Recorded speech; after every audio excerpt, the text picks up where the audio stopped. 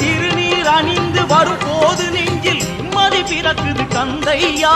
சுகனே சிவனார் மகனே உன்னை பாட பாட சுகமாகுதையா. வேல் முருகா அரோகரா அரோகரா வேல் முருகா.